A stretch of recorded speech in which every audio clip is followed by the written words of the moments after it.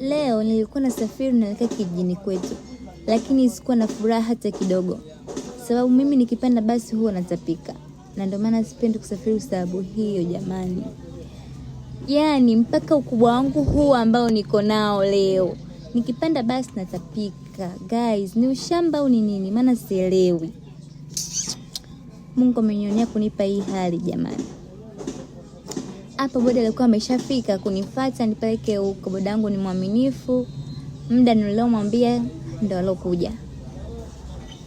Hapo bwana ikaa dereva bodaboda ananiambia kwamba sijui bei imepanda mafuta. Nikasema kaka, mimi nina buku tu.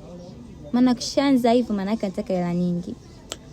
Nikaa nimeshafika kwenye basi kwa uwezo wa Mungu. Nikaa naomba dua kwa uwezo wa Mungu tena nikafika salama nyumbani kwetu. Hapo ni nyumbani kwetu.